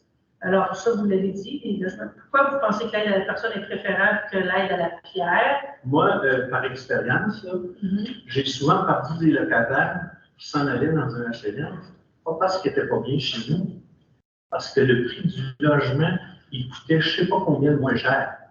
S'il y avait eu une subvention, la personne il aurait aimé mieux rester dans le milieu où il était. C'est là l'aide à la personne. Et en plus, on parle que le territoire soit diversifié. Si vous concentrez les HLM dans certains coins, je ne suis pas sûr que c'est une bonne idée. Puis c'est pas sûr que c'est bon de déménager inutilement une personne juste par une question d'argent. Non, mais je comprends votre point mieux maintenant, parce que l'aide à la... C'est ça, quelqu'un n'a peut-être pas choisi de déménager, c'est l'aide à la personne. Exactement. Je comprends le pourquoi. Là. Avant mon code couleur, je ne retrouve pas mes questions suite la dernière fois. Vous en posez une? Je sais que tu n'as pas rédigé le. Non, c'est pas moi qui ai. Mais parce que tu as parlé en entrée de jeu de 40 000 membres, dans le mémoire, on parle de 17 000. Ah, 17 000, ok, excusez, je me suis trompé. C'est le mémoire qui avait moi, dans vos. Ça fait comme. J'ai déjà été membre de la partie et je crois que c'est eux qui sont. Oui, je m'excuse. C'est bon. D'accord. La Corpic, c'est des associations propriétaires. C'est deux associations différentes. C'est deux associations. Non, mais moi, je ne travaille pas au RPHL. Non, je suis simplement un membre. Et à un moment donné, j'étais membre de la Corpic et du RPHL pour des rabais, pour des ça. C'est bon. C'est bon. J'aimerais ça vous parler là, d'un agent de développement à la ville, là, parce qu'on sent que j'aimerais ça vous expliquer un petit peu. C'est-tu si compliqué que ça là, à la ville d'avoir des permis, parce que c'est un peu ça que vous entendez dans votre mémoire. Je peux pas parler personnellement. Je n'en ai pas fait dernièrement des projets. Mon dernier date de 2009. Oui, ça avait été compliqué, mais c'est comme ça. Mais écoute, on parle souvent à Montréal, ils en ont parlé. Beaucoup de projets sont bloqués, ils veulent avoir une personne pour ne pas courir d'un service à l'autre. Puis, dans le mémoire, c'est ça, de simplifier, qu'il y ait une personne responsable. Ouais. Plutôt que de se faire charrer d'un bord de l'autre. C'est bon. Oui, je veux revenir sur la réglementation. Oui. Je comprends là, que il y en a beaucoup de la réglementation, vous sentez, mais dans le mémoire, on sent vraiment là, on a l'impression que les propriétaires, vous êtes comme encarcanés. Mais est-ce que, actuellement, là, malgré toute cette réglementation-là, on constate une augmentation quand même importante de loyer? Oui. C'est ça. Donc, comment t'expliques ça si d'un côté, vous trouvez qu'on est trop réglementé et trop encarcané, que quand même, le loyer de... Moi, je vais interpréter ça avec un resto. Je ne sais pas si les gens savent c'est quoi un resto. Bon. Un instant pot. C'est que le resto, si tu mets le doigt dessus, il y a toujours ça va sortir à quelque part. Tandis que s'il y avait quelque chose de plus, je suis sûr qu'il y a des gens qui ont trouvé des entourloupettes. Parce que c'est inacceptable que ma voiture prenne 50 ans à se payer. Oui. Fait que si vous squeezez les propriétaires comme le Presto, il va y avoir des fuites à quelque part. Moi, j'ai respecté les règles, mais je peux comprendre ceux qui font des entours-bouteilles. Parce que ça n'a pas de bon sens. Je vais dire ça. Entour-bouteille. Ça colore. Parce que moi, là, je veux dire, c'est sûr, je suis en fin de carrière, j'ai 62 ans, mais je rêverais d'un système où j'aurais vendu mes immeubles à l'État ou à la municipalité et j'aurais été le gestionnaire. J'aurais chargé quand la toilette était brisée, le dimanche quand il m'avait appelé. Je vous le dis, là, j'aurais besoin de 3 fois moins de logement pour vivre. C'est bon. Oui, c'est ça. Moi, j'ai vu des choses que j'ai appris en lisant votre, comme vous dites, l'exemple du toit. là. C'est sûr que ça, c'est. Je crois que c'est pas des règles municipales. Non, c'est pas Alors, c'est gouvernemental. Mais vous savez, hein, on est dans le bateau du logement, puis Oui, il y a la salle des machines, puis il y a la direction, puis regarde, là. Hein? Mais le propriétaire laisse le capitaine à bord de sa bâtisse. Mais c'est pour vous dire que des aspects comme ça qu'on ne pourra pas. Non, je suis conscient. Ça veut dire qu'on les entend pas, qu'on ne les prendra pas en compte. Mais je voulais juste vous. Vous en étiez conscient, que je voulais Oui, juste je mentionner. suis tout à fait conscient de ça. Oui, j'imagine. Fait que, sinon, moi, je pense que c'était. Vous dites qu'il faut permettre l'étalement urbain. Dans le miroir. Ben, à un moment donné, on aura le choix si une fois moi, je pense qu'on doit faire la densification en premier. OK? Mais à un moment donné, on ne peut pas tout faire, là, tu sais, je veux dire, il faut. Là, vous accordez priorité à la densification, par exemple. Vous avez donné spontanément. Moi, personnellement, oui. Mais, regarde. Ben non, mais il est marqué. Il est marqué. Non, regarde, tu sais, les deux sont importants. Ben oui, c'est important, hein, tu sais. Mais s'il y a un étalement urbain, c'est le fun qu'elle se fasse pas une branche là et une branche là. Ça rentre dans la vision d'aménagement. De façon harmonieuse. Parfait. Ben moi, c'est fait un petit peu le tour pour moi. Oui, ça fait. Merci beaucoup. Merci.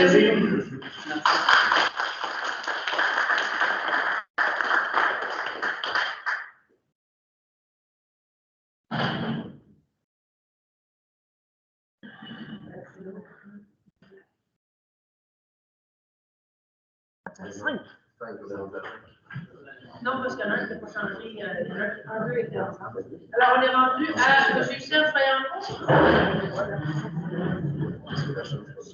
Oui, il est appelé. C'est le numéro 5, c'est le prochain.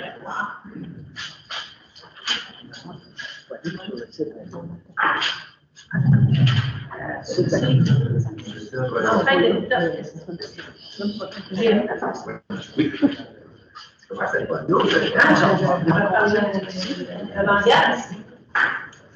D'ailleurs, je vais avoir des questions. Alors, on vous écoute.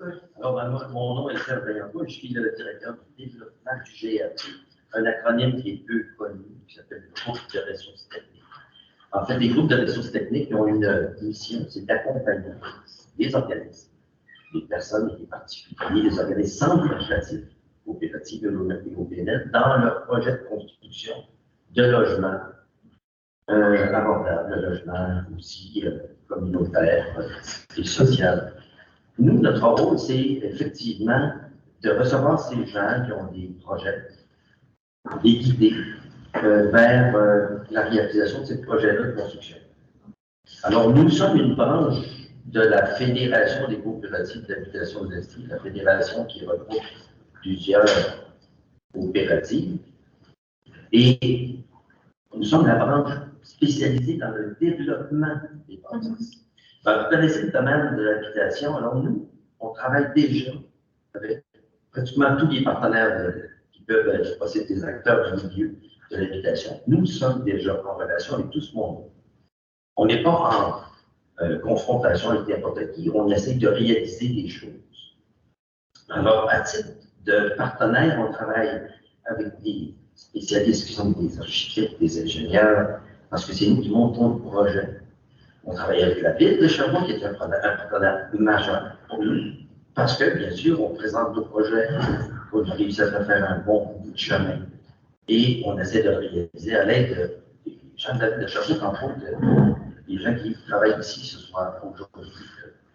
Et nous travaillons aussi avec les autres organismes, parce que les autres organismes vont nous référer, que ce soit des OBNL, qui veulent faire des constructions de bâtisses. La même chose encore pour y loger des gens, que ce soit avec des revenus moyens et des revenus modestes ou des logements abordables, finalement. Alors nous, on a déjà un bon pas d'avance sur bien du monde parce qu'on est dans le milieu. Cependant, on a essayé de se mettre à la place de la ville qui disait donnez-nous des idées pour que l'on puisse améliorer et accélérer le processus de livraison des bâtiments. On a entendu dire récemment que c'était difficile d'avoir des bâtiments qui pouvaient être livrés dans un délai raisonnable. Et c'est vrai. Parce qu'on ne peut pas faire de livraison de bâtisses, même humainement parlant, en bas de 2 ans et demi, 3 ans. On a essayé 2 ans, mais c'est presque impossible. Pourquoi? Parce qu'on a toutes sortes de difficultés en cours de route. Entre autres, le financement. Parce que nous, lorsqu'on accompagne un groupe, il faut trouver le financement. La majorité du temps, les gens qui sont dans cet organisme sont volontaires, sont bénévoles et non pas. Il y a certains organismes comme des coopératives d'habitation qui ont plus d'équité parce qu'ils ont construit une multitude de bâtisses ou ils ont acheté plusieurs bâtisses transformées en logements communautaires. Et alors, on s'est mis dans la peau de la municipalité de Sherbrooke. On a dit quelles sont les recommandations que l'on pouvait faire en fonction de nous, parce que nous travaillons avec elles, en espérant que ces idées-là puissent faire du chemin. Elles ne sont pas nécessairement paroles d'évangile, mais ce que l'on vous dit, c'est que ce que l'on a proposé en 8 points, ce sont nous pensons, des indices qui pourraient nous amener plus loin. Comme par exemple, le premier auquel on a pensé, simplifier les processus administratifs et réglementaires. On est confronté avec, comme toutes les villes d'ailleurs, avec des gens qui à l'intérieur sont des fonctionnaires, des politiciens, des gens qui ont tout le cœur quand même à travailler, à réaliser des choses. Mais nous, on considère que pour arriver et accélérer le processus de livraison des bâtisses, il faudrait que ce soit une réglementation qui soit simplifiée. C'est bien quelqu'un d'abord avec moi, tout à l'heure. Comme je demande au job, je peux le prendre juste. Oui, bonjour.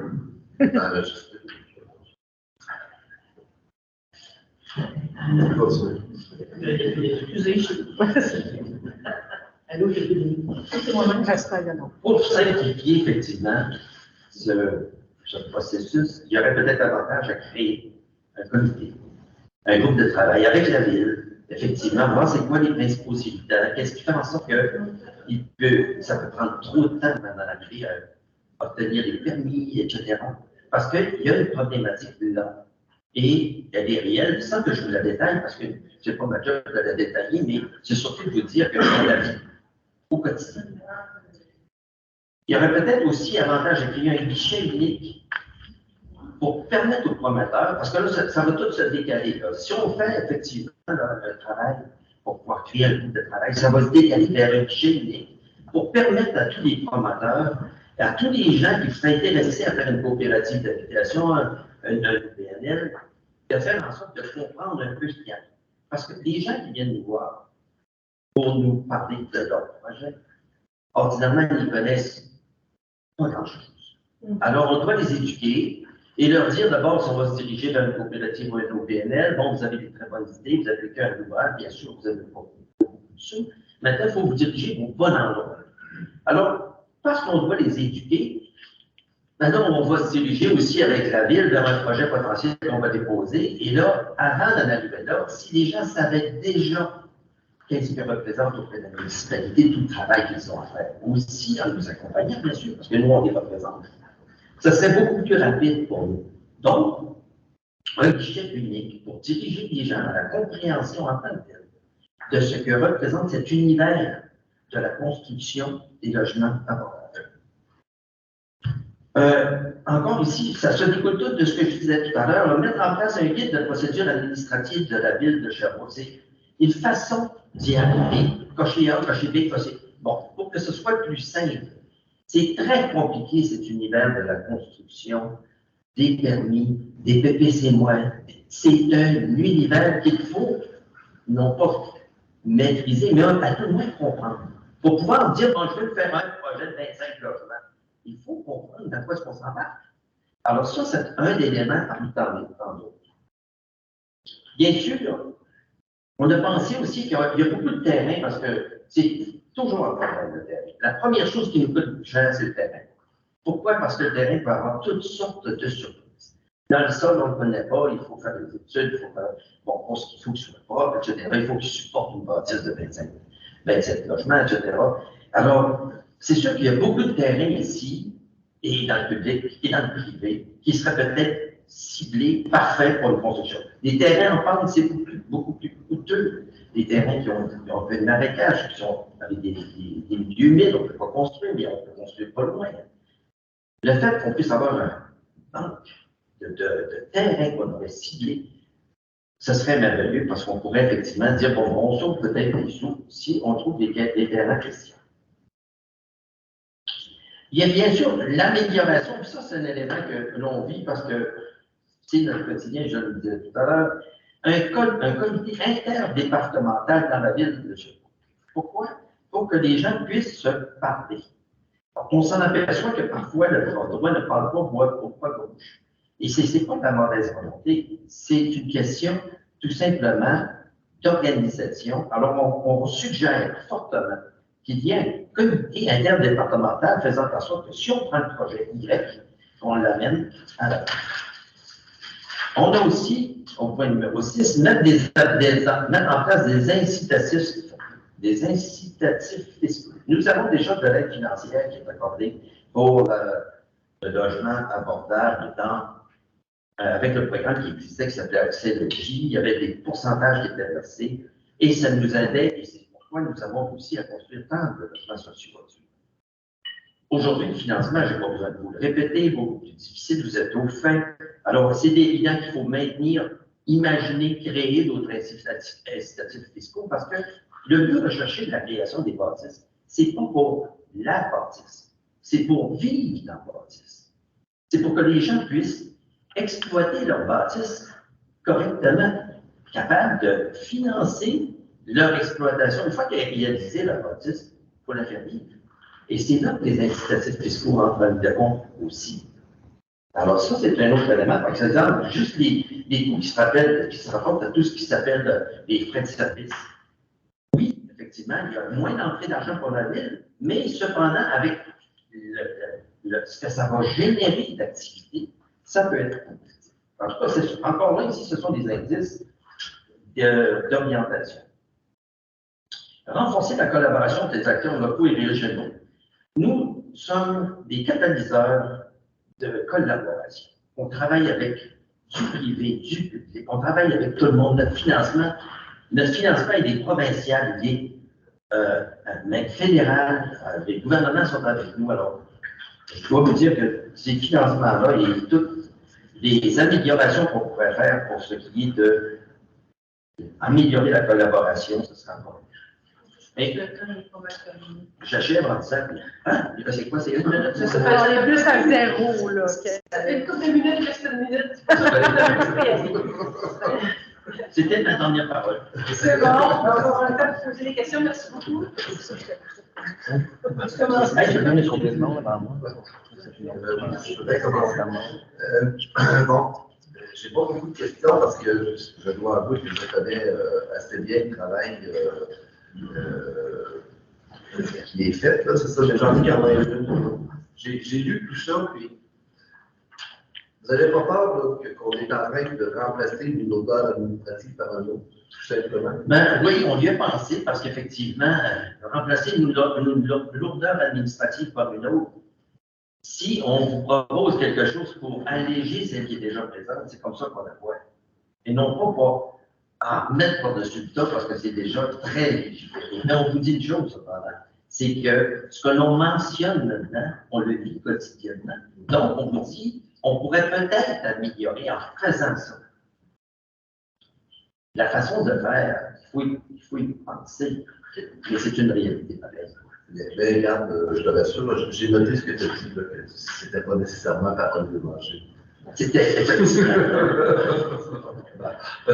Une autre question par rapport au.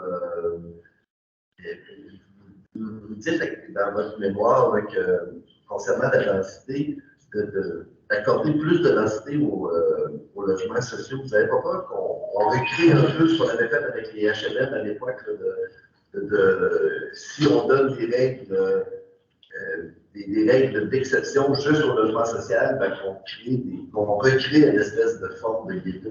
Non, parce qu'on est au courant.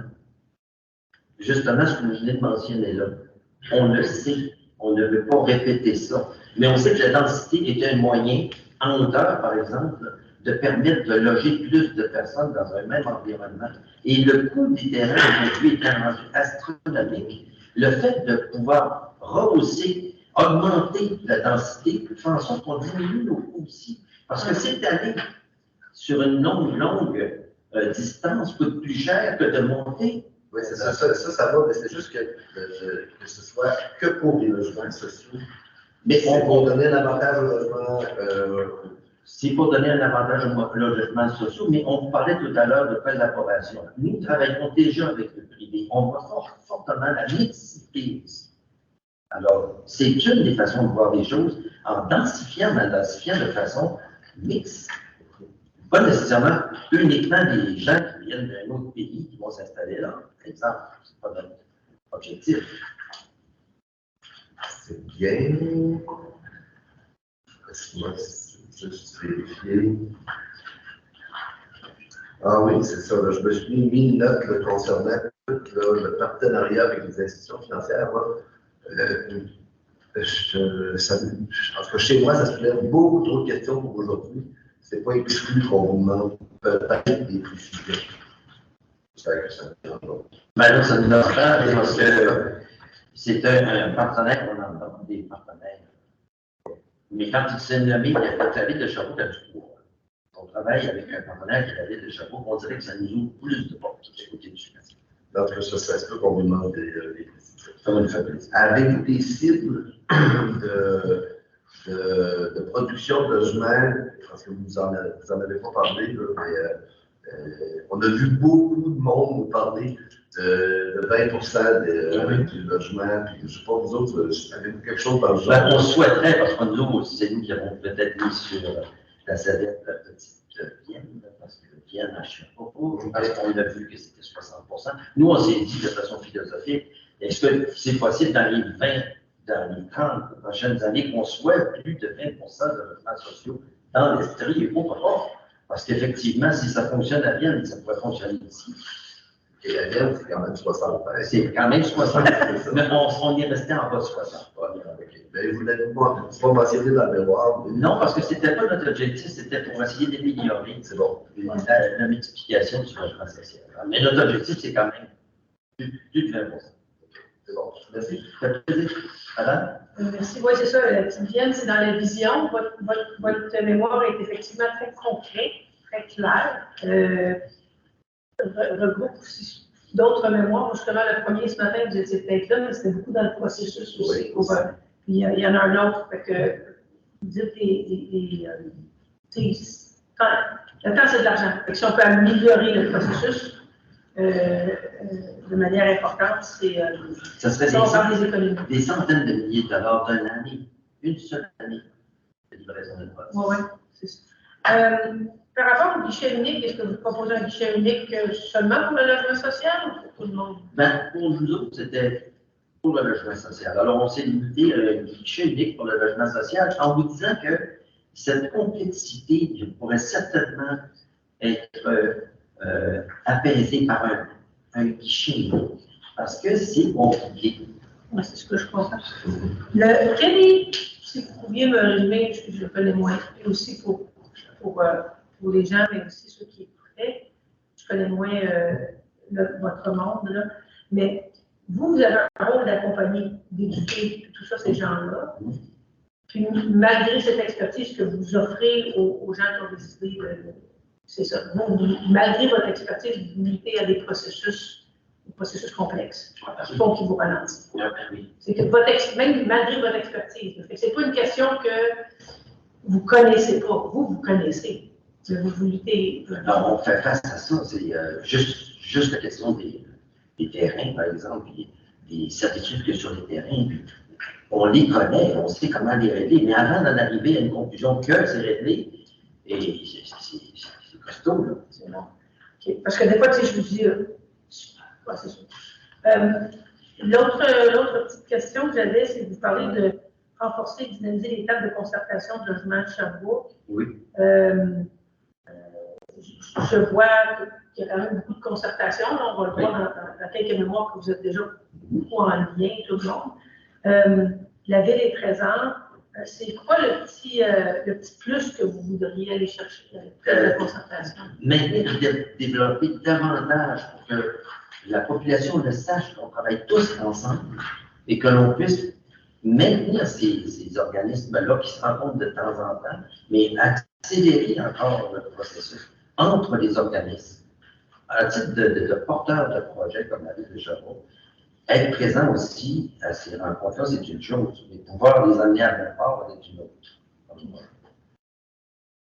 Et puis, je sais que j'en avais une autre, il faut juste que je la trouve. Ça, c'est avant la téléphone. On est plusieurs avec ma profession au Québec, je pense qu'on s'est accompli.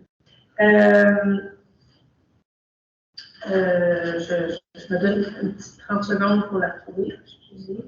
Je vais essayer service de la trouver.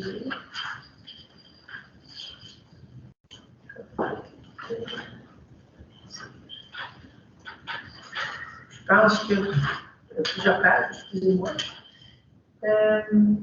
C'est la même code couleur. Oui, c'est ça, c'est toujours fait. Non, mais je pense que ça va. Là, je ne chercherai pas plus. Il y en avait une, mais elle n'était pas écrite. Elle est trop marrée en vous écrivant, je n'ai pas fait mon téléphone. Merci. C'était très clair, la présentation. Merci à vous.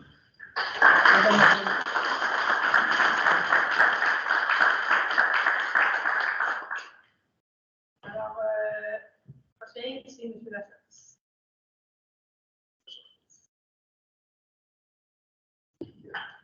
Non.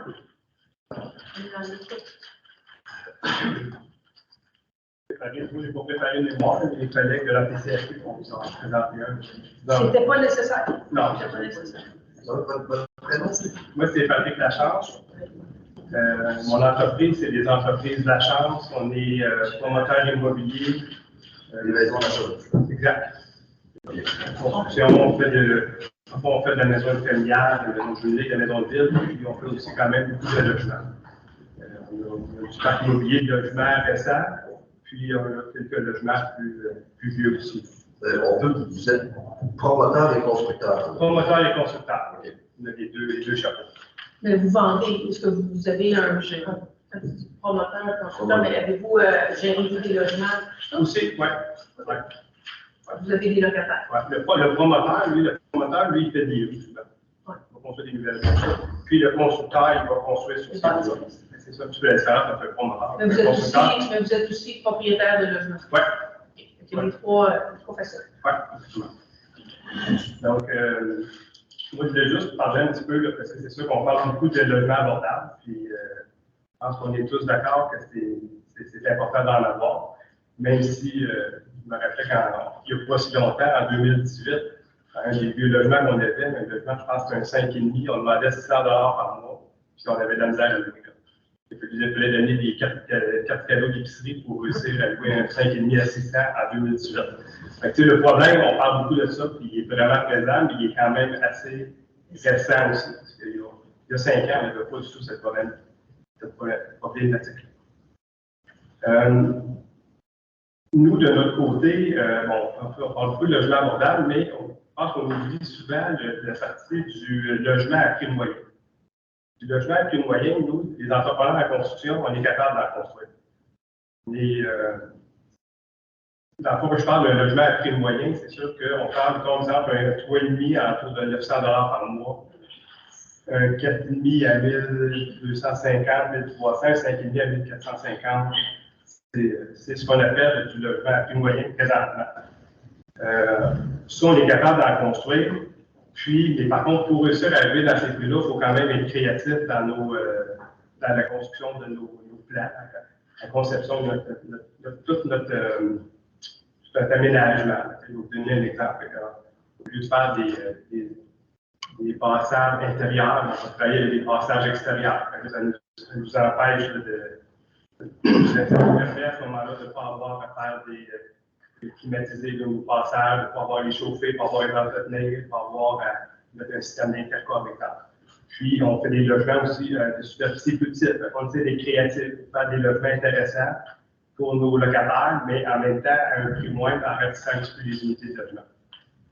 Puis aussi, ce qu'on voit bien, c'est que quand on loue ces logements-là à prix moyen, souvent, c'est des logements, c'est des locataires qui viennent des logements à prix abordable, qui veulent du travail, ça fait en sorte qu'à un moment donné, ils ont les moyens d'aller chercher un logement à prix moyen qui vont libérer un logement abordable.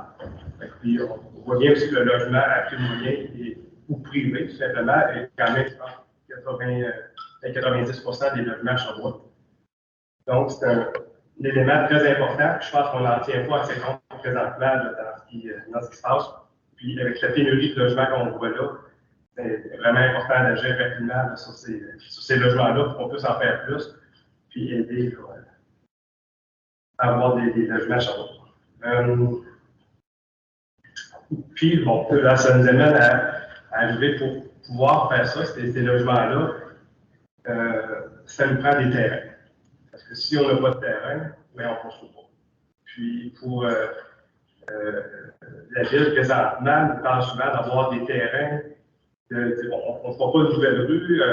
Sur le territoire de la ville de Sherbrooke, il y a quand même pas mal de terrains. Trouver des terrains là-bas pour construire. On le fait. Puis, le nombre est quand même limité.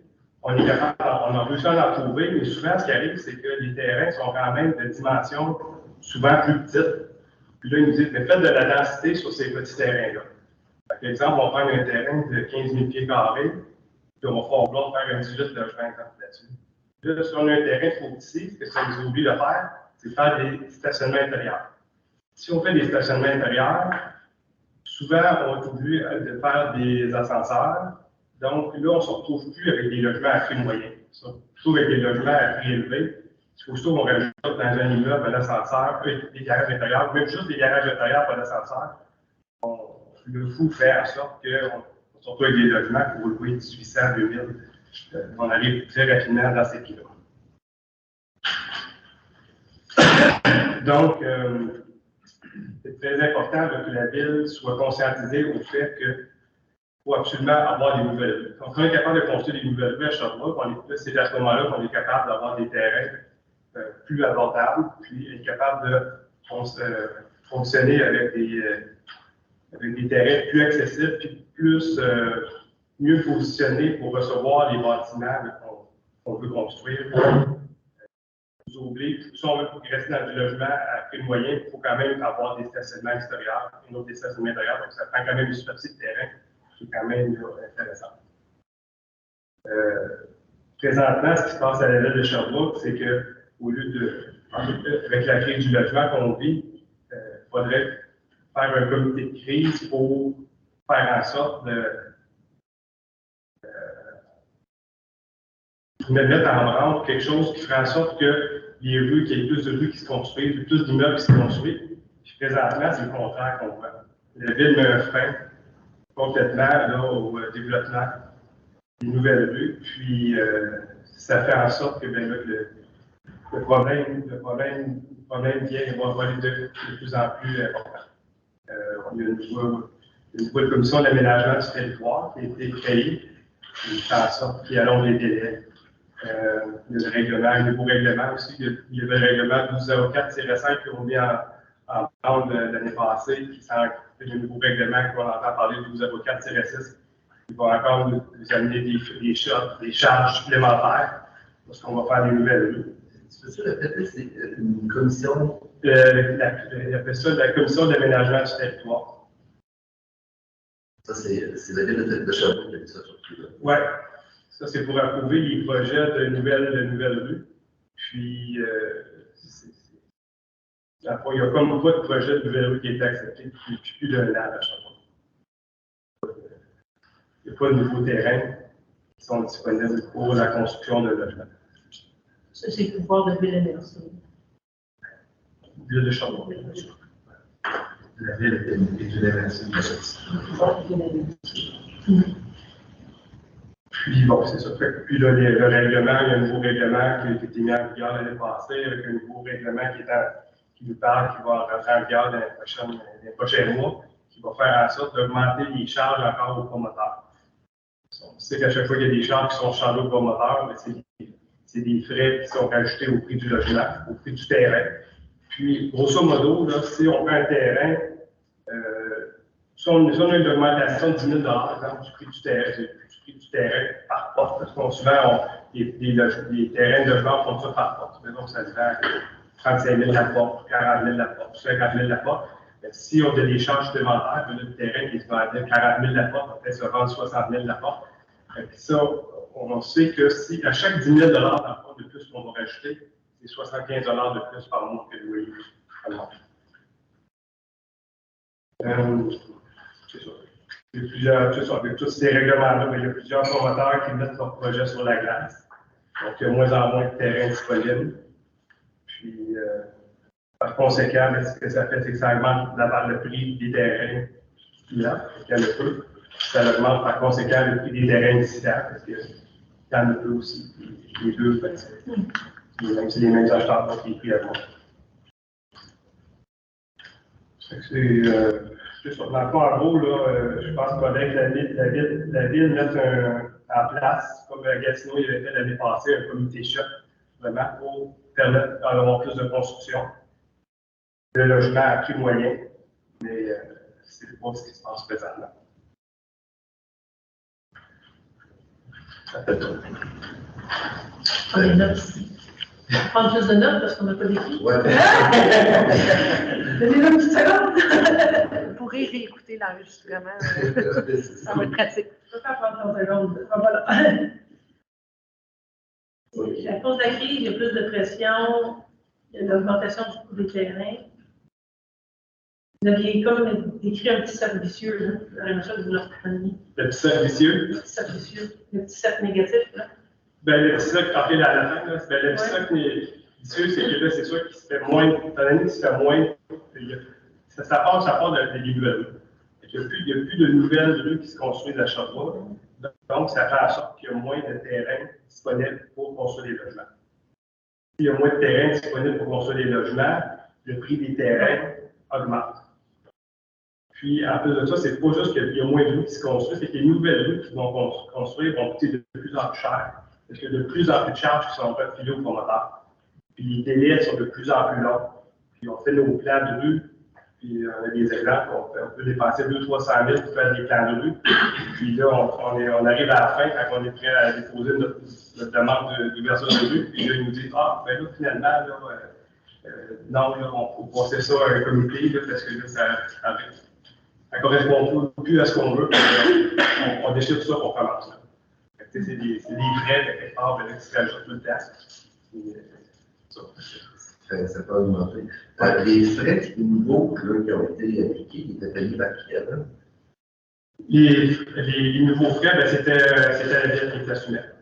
C'était quoi ces frais? Par exemple, dans les nouvelles rues, c'était comme tout ce qui est passage piéton, les pistes cyclables, les parcs, quand on passait une rue devant un parc, c'est la ville qui payait sa part de travaux permanents vis-à-vis du parc.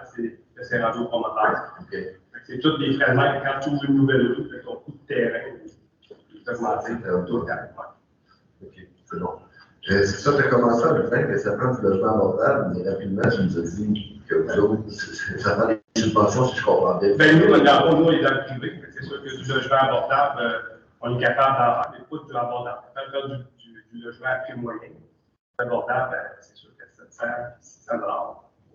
C'est impossible d'avoir dans du neuf, de pas subventionner dans ces prix-là. C'est ça. Fait que là, si je comprends bien, tu catégorises les logements dans abordable, moyen et luxueux. Luxueux, oui. Puis les HLM, eux autres, sont avant abordable. Probablement.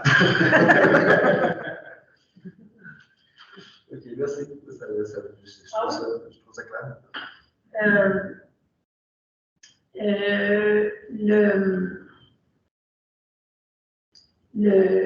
Mettons qu'on faisait des politiques où on disait aux promoteurs, constructeurs, je dirais, vous devez faire du logement social. 20% de logement social, il faut pas prendre quelque chose qui est dit même. J'imagine que ce que ça veut dire, c'est que, mettons, une classe, vous faites 8 blocs, ou 5 blocs, il y en a un qui est en logement social. Qu'est-ce que ça veut dire pour un constructeur quand on dit cette vision-là? Ben, ça dit que si on fait du logement abordable sur certains logements, ça veut dire que les autres logements qui sont du plus moyen vont devenir des logements très élevés. Il faut avoir une certaine rentabilité à notre projet. Il faut que notre bloc immeuble tel montant. Il faut avoir un minimum de revenus, que ce soit pour le financer, que ce soit pour simplement que ce soit idéal. Donc, si on est obligé de louer des logements moins dispendieux, il va falloir que les autres fassent les plus chers. Ça veut dire que vous allez devoir peut-être faire des abordables et puis des luxes, mais peut-être pas des moyens. Les moyens, comme d'autres pas de produits où on vend le cher, puis c'est cher qui subventionne. Ouais.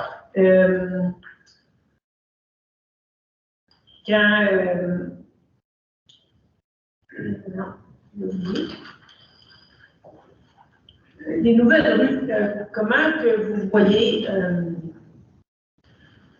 les terrains disponibles, beaucoup des sociaux, logements sociaux, on va dire, parce qu'on va avoir accès à des terrains, dans des terrains.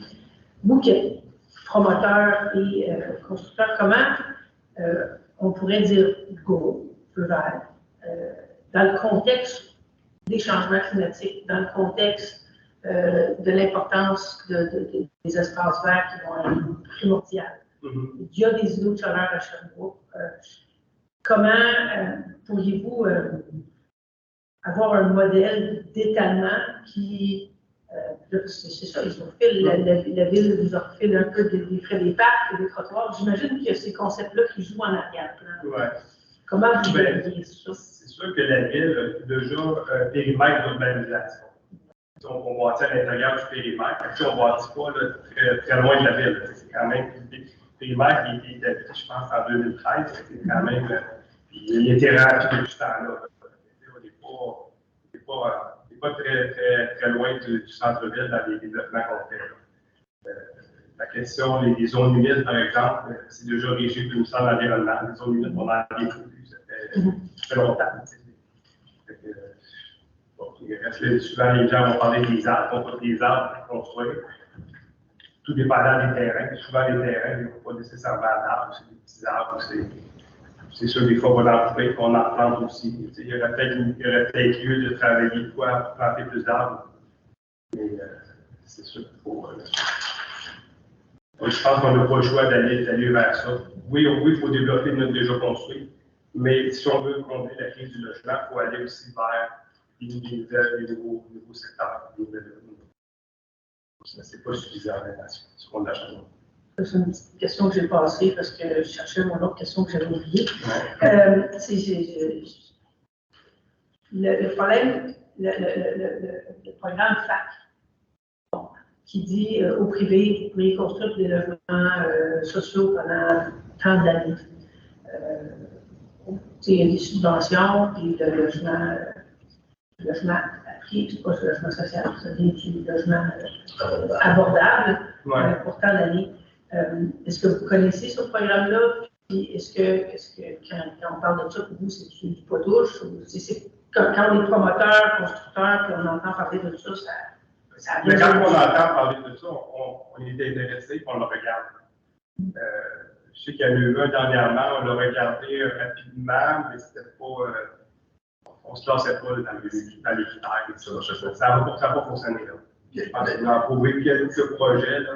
Très peu. Vous avez déposé le projet. Oui.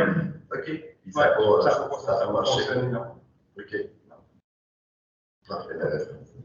Puis si on regarde juste la logique promoteur, constructeur et non propriétaire, est-ce que ça rentre dans le modèle d'affaires d'un promoteur-constructeur qui fait du privé, c'est-à-dire on veut un bâtisse étudiant, on veut une coop, une OBNL. Oui, probablement que ça pourrait se faire. Puis, même sur les nouvelles routes qu'on construirait, là, il peut y avoir tout type de construction. Là. Il peut y avoir du logement social, du logement abordable, du logement moyen, du logement. Tout pourrait se mixer, je pense. Parce que si on enlève l'aspect propriétaire, vous faites votre bâtisse, c'est du logement social, on enlève du marché spéculatif et ça reste, avec le temps, ça devient un édifice, les loyers vont baisser. Sous le coup, c'est cher parce que vous venez de faire un édifice, mais je veux dire, est-ce que vous avez fait, vous, dans le passé, est-ce que vous avez fait des constructions de type OBNL ou quoi? Non. Parce que la demande n'est pas là? C'est comme assez récent que nous, on fait du logement, en fait. OK. Ça fait quelques années. Après, c'est sur votre spécialité, c'est les zones familiales. C'est fait, oui. Oui, puis c'est sûr. Du logement, on a fait l'OBNL. Rien qui empêche Ça, ça sera à voir, ouais. Je le comprends. Merci beaucoup. Merci beaucoup.